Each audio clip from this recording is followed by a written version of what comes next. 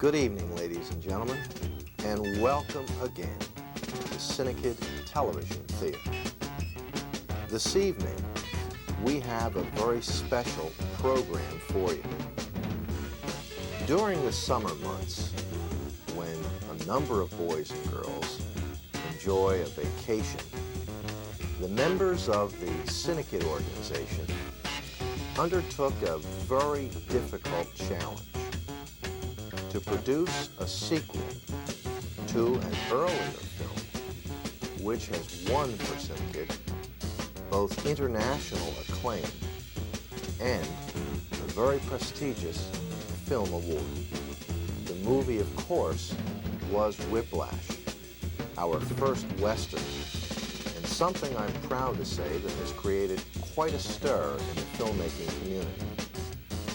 So during June, July, and August of this past summer, we attempted to gather many members of the original cast and to continue the exciting story of the Reed family. You know, the problem in doing a part 2 of any film is to make it not as good as the original, but better. This year, blessed with a number of talented young people and the largest professional staff in CINEKYD's history, we were able not only to achieve that goal, but to document in color the creation of our sequel. So, tonight's program is interesting in many respects. Chief one being that you're going to be taken behind the scenes, see our cameras, our fabulous equipment, and the young people themselves hard at work creating Whiplash 2. All right, now this is it.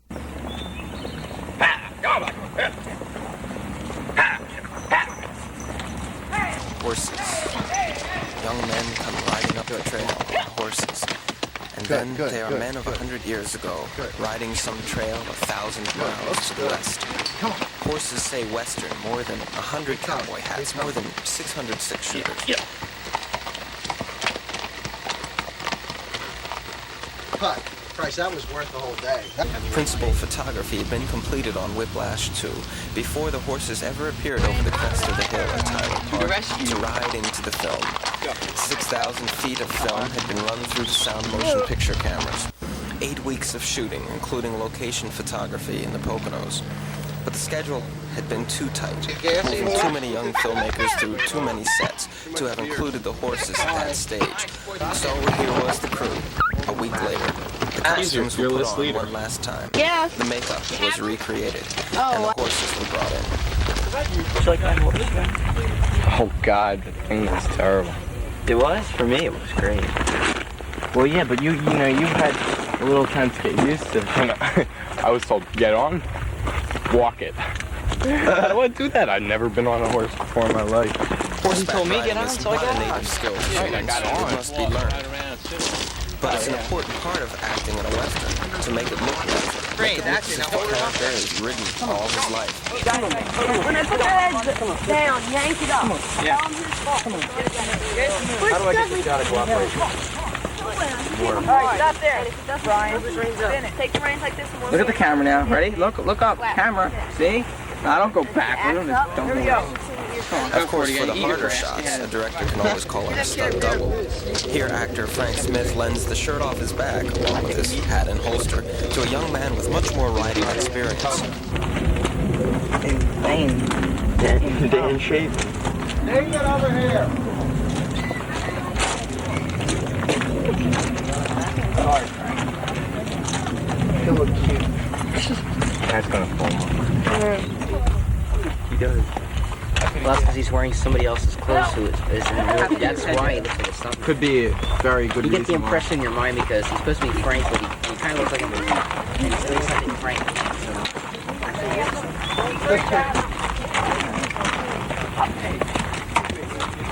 Ooh, wow. These horse sequences were shot by what is Hey, called a Frank. skeleton crew, Frank. meaning that the usual complement of movie technicians is pared down to the minimum. This allows the crew to travel light and fast, but it also means that each kid works harder and longer than usual. On this day, though, the young skeleton crew worked as efficiently and quickly as larger crews usually do. Some scenes, though, require a skeleton crew simply because all of the technicians who double as actors have been put in costume and makeup and placed in front of the cameras. Such was the case when the CINEKYD film team went to Rocky Glen Park in the Poconos to use Rocky Glen's ghost town as the set for the finale of Whiplash 2. The dramatic climax was to be set off by the eerie stillness of the empty town, but the crew had to battle sirens from the amusement park and planes passing overhead. CINEKYD had been granted permission to use the ghost town until the park opened for the day, giving the young filmmakers 3 hours to complete their filming. That's normally enough time, but the unwanted noises delayed things as the minutes ticked maddeningly away.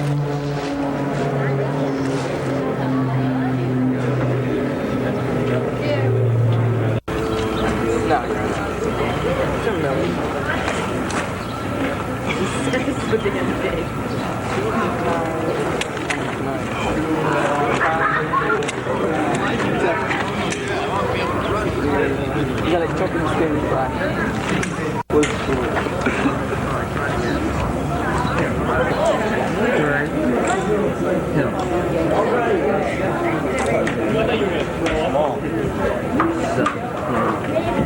Quiet, please. Going for a second take.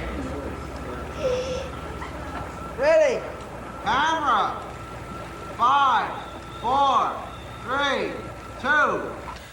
Finally, the sound crew resorted to acoustical tricks and off-camera dialogue, bringing the talent close enough to the mic to reduce the obtrusive sounds as much as possible. In the more controlled environment of the CINEKYD studios back home in Willow Grove, the main challenge is finding places to build sets. Most of the sets for Whiplash 2 were used for more than one scene and on more than one shooting day. So the sets and props crew had to either build the set somewhere where it could be left standing, or construct a set that could be torn down and then easily recreated at a later time. In the case of this set, which was to be the back of the cantina, they painted some scrap wood for a rustic look and brought in a barrel and several bales of hay. This would have been easy enough to redo, except that on the day scheduled for rebuilding this outdoor set, the forecast called for rain. So the set was moved indoors, lock, stock, and barrel, not to mention hay. The trick was to light it as if it were daylight. Comparing rushes from the two different shooting days, we see that the young filmmakers were quite successful in pulling off the illusion. What happens in the scene behind the cantina is that Rosita, who tries her best to keep the place running despite her uncooperative employees, is met by a man from the past. A man everyone thought had been killed 2 years before. An evil figure in black, whom the whole town had hoped they were rid of. As visitors from WPVI TV's primetime rolled their own cameras, the CINEKYD cameras captured the dramatic return of El Diablo. Whiplash has been CINEKYD's most successful motion picture to date, winner of the Gold Venus Medallion at the Houston International Film Festival. It is the story of a young man learning about himself and the harsh realities of the Western frontier as he seeks revenge for his father's brutal murder. The murder was committed by El Diablo, a mysteriously evil figure maniacally stalking a small, peaceful town to seek his own form of vengeance.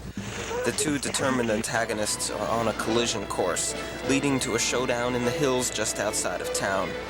Young Toby Reed musters all of his strength and courage to defeat his opponent.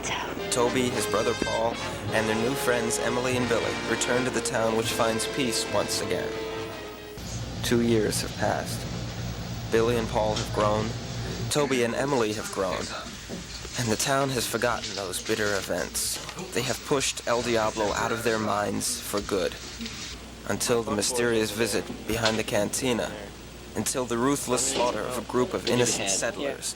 Until El Diablo himself returns to find Toby Reed and carry out an act of twisted vengeance he's plotted for 2 years. Whiplash 2 continues the saga and builds to a bigger, more desperate climax, pitting Toby Reed against El Diablo once more. This time, Toby Reed will be sure. The makers of Whiplash 2 are students of CINEKYD summer filmmaking workshops.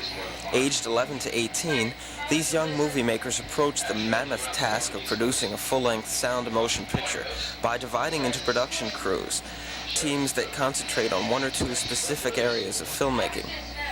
Those who appear in the film as talent also spend part of their time in this role as well. The production scheme goes something like this. The scenes for the day are rehearsed well ahead of time. Lines, blocking, which is the physical action of the scene, and reactions are fleshed out in rehearsals with the director. Meanwhile, on set or on site, the sets and props crew is busy building flats and assembling props for several scenes at once. The lights and sound crew gathers to plot lighting for the sets. The electrical plan must be mapped as carefully as the lighting design to prevent with 100% certainty any circuit overloading. What's the angle of the light? Low angle compared to coming through the window? Yeah, it's a mix because the moon coming through the window would be low angle, but the lamps would be somewhat high. So let's call it medium angle. All right. Now, would it be diffused or harsh? Harsh. Okay, harsh. Candle. Candle and nothing else, right? Okay. Let's imagine, just as here we imagine that there's a window here.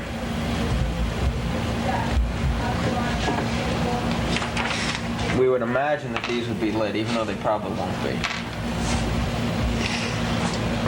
We'll imagine that there's some kind of lamp out here. Okay, and we could probably imagine that there's a chandelier or two. Yeah. That's how they lit up the rooms real good, isn't it? Yeah. The chandelier. A couple of these kind of chandeliers. Chandelier with blown glass. Again, what's our main light source? Is the sun through the windows. So that's the key is sun through windows.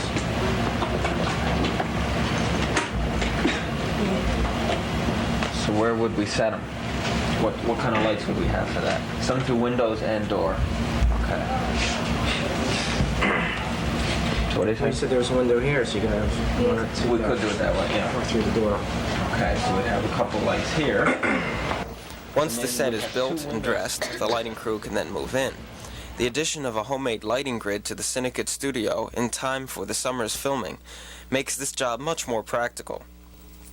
In addition, it clears the studio floor of light stands and electrical cables, making it easier to cram the ever-growing crews into the studio. An hour before shooting time, the talent reports to the makeup and costume room. Here, the crew of 8 or 9 young people must make up an entire scene's worth of actors, sometimes as many as 50 or 60 young people. Some of the makeup effects are quite complex, as in the case of the tattooed snake on the chest of actor Paul Salvi. This not only took time and creativity to produce the first time, but since Paul's character was important, it had to be repeated many times under many circumstances.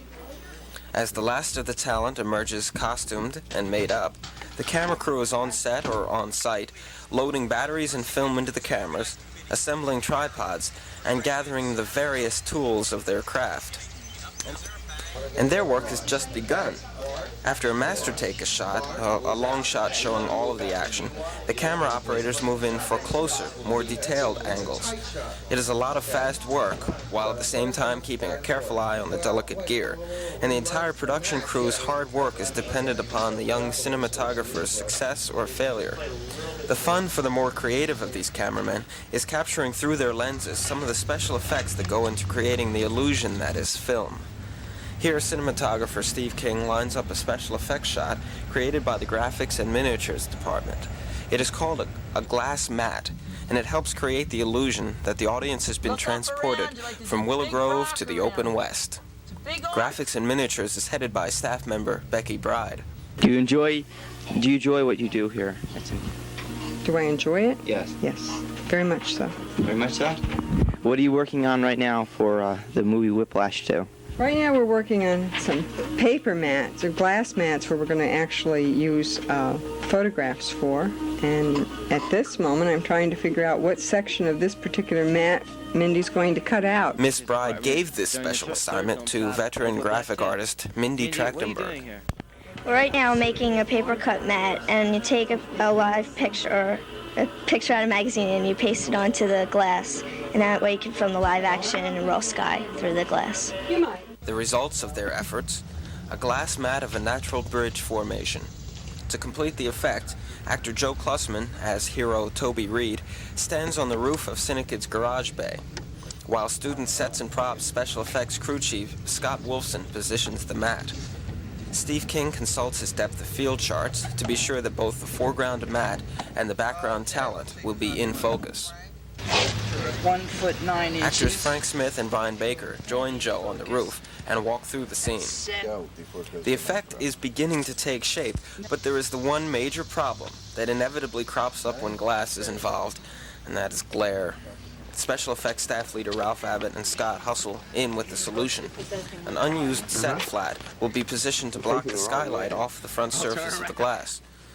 Now a few last adjustments are made, and the effect is committed to film. Here are the actual results. Other more subtle effects help bring the film to life. A confrontation in the saloon features breakaway bottles made of a special plastic that shatters easily into hundreds of harmless, round-edged shards. And in this dramatic night scene, in which actor John Butts staggers back into town after a severe beating at the hands of Diablo's henchmen, the gruesome drama is intensified by the special makeup effect. Latex scars show the effects of Butcher's whip. Another series of effects produced by the miniatures department simulated various buildings used in Whiplash 2. An example, Diablo and Butcher were nursed back to health by an unwary prospector. The mine shaft and the miner's hut, shown here as they appeared on film, were actually tiny miniatures created by Miss Bride's students.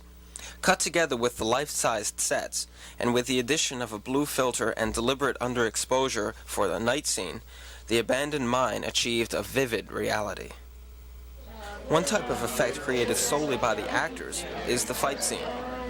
Carefully choreographed at half speed, fake punches are designed to miss by half a foot, but still, through careful positioning and the help of sound effects, made to look convincing. Here, the half-speed rehearsal. And here, the finished fight. Rounded out with editing, sound effects, and music.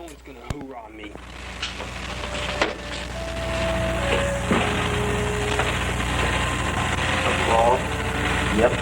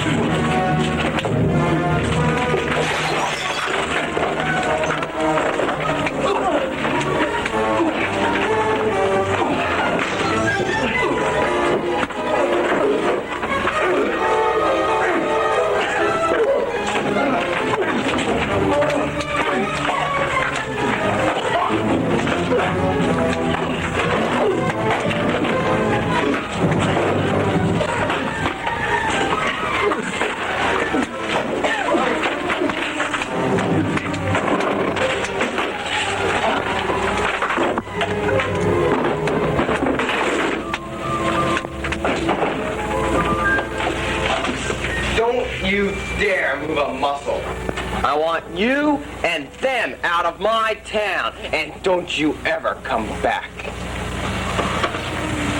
See.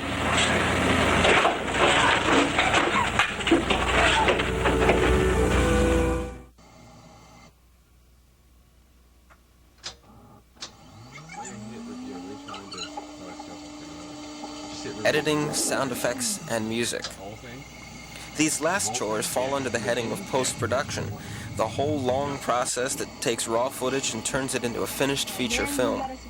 What speeds things up quite a bit, and at the same time preserves the original footage, is the technique of video work print editing. Here, student editor Scott Wolfson assembles scenes that have been transferred to videotape. He can cut and recut and try many different approaches before ever committing a decision to film. After the student editors splice the film together, it is duplicated and striped with magnetic tape. This dupe contains the original sync dialogue plus the additional track for music and effects. The first Whiplash was well over a year in post-production, but it was well worth the wait. Shown all around the world to enthusiastic audiences, Whiplash created a lot of enthusiasm for the student programs, so 2 years later, when work on the sequel was begun, the student filmmakers knew they were working on another winner. Come the fall of '83, when the last print will have been struck, including music, effects, dialogue, and voiceovers, and the projector in the Roger Gordon Audion at CINEKYD will have been threaded up, the audience will then settle back expectantly and be treated to the premiere of Whiplash 2. It will be a long-awaited unveiling, the sequel that surpasses the original, which was itself CINEKYD's best film to date. All right, then the both of you, get out of here.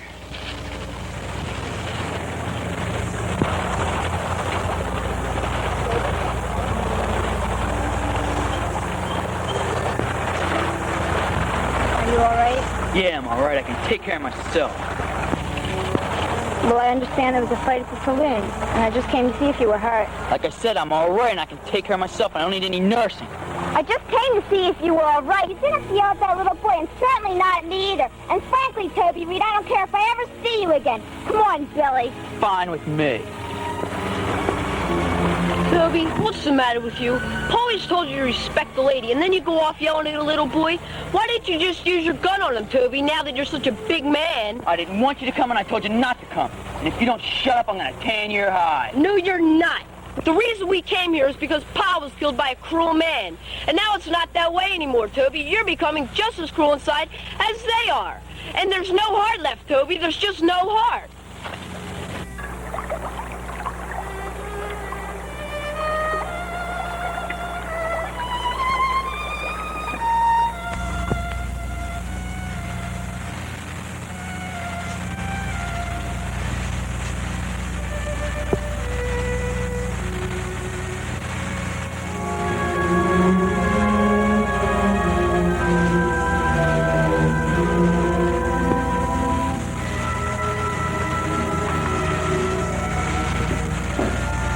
Buenas noches, navegadores.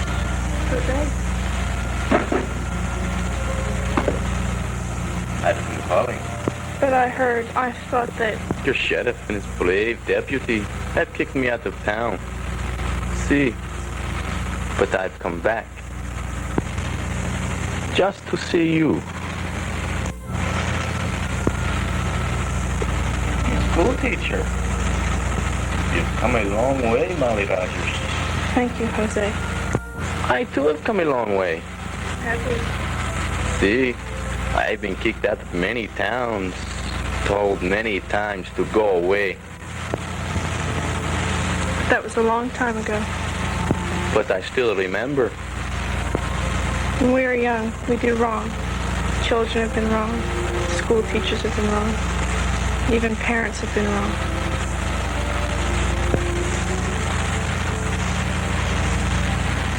God, Jose, it was such a long time ago. See, but that is not the real reason I have come. I have a little secret. You must not tell anyone. Come closer. All your school children, all the children of the town, all the boys running in the sun, and the girls sewing their dresses, I'm going to gather them up like a bunch of wildflowers, and one by one, kill them all. Jose, you're kidding. And just because you and I have been good friends for such a long time, and because I have such a good memory, I'm going to take you along to watch.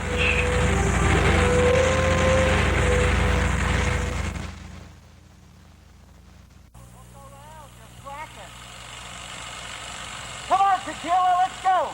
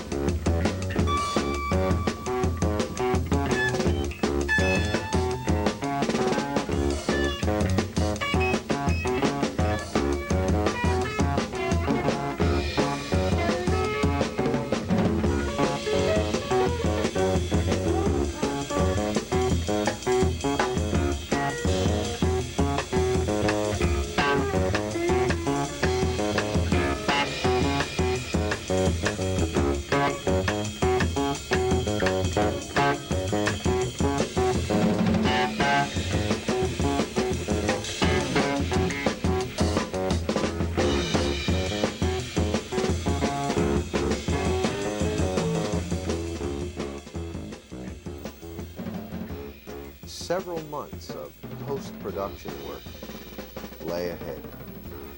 While the project has already begun, it will be some time before we are able to present to the world Whiplash 2.